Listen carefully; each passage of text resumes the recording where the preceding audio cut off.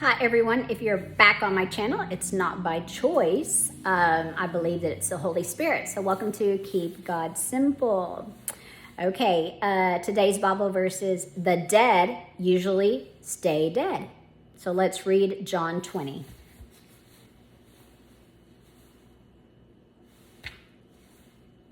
Been retained. But Thomas, one of the 12, called Didymus, wasn't with them when Jesus came. The other disciples therefore said to him, "We have seen the Lord." But he said to them, "Unless I see in his hands the print of the nails and put my hand into his side, I will not believe." After 8 days, again his disciples were inside, and Thomas was with them. Jesus came, the door being locked, and stood in the midst and said, "Peace be to you." Then he said to Thomas, "Reach here your finger and see my hands. Reach here your hand and put it into my side. Don't be unbelieving, but believing."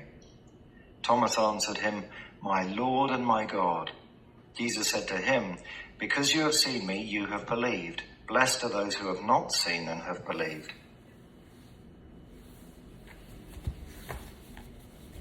Key verse.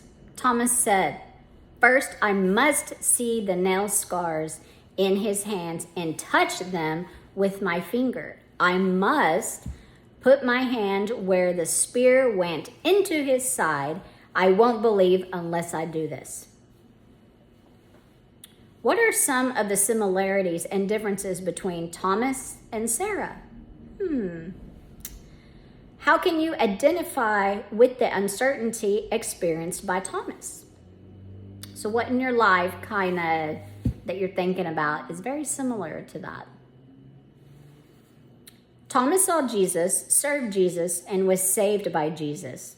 He was a disciple, and he was all in. The truth was out. Jesus was crucified. The proof was in. He was placed in a tomb. But then the other disciples said, "We have seen the Lord." Thomas was logical, practical, sensible. He'd never heard of anyone rising from the dead.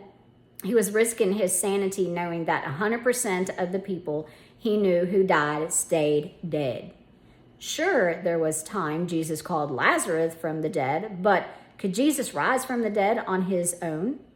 Thomas, spoke fluent uncertainty. Then Thomas was invited to inspect the impossible. Jesus asked him to look at the places where he was wounded. It took a little while for Thomas to move his mind from thinking Jesus' resurrection was logically impossible to accepting it as a certain fact. Soon, though disbelief was replaced by faith. That is so true. This is also another good one, everyone, that I think that we need to be, thinking about our lives, oh gosh, just this whole section about, the uncertainty that you have, that, if you're struggling with your faith, things not happening fast enough for you, or, you not even known, that your prayers are going to get answered. All uncertainties. But keep it simple. You take it to God and you wait. You wait on an answer. It's that simple. Let's go into prayer.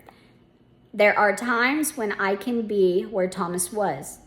Help me make the same move in your direction. I can learn from Sarah and Thomas that you're always more than I think, that your promises are truer than my faith. Your plan doesn't always make sense in the middle of truth, but it makes perfect sense in hindsight. Turn my doubts into certainty. Help me remember that trusting you really does make sense. Thanks for joining me, everyone.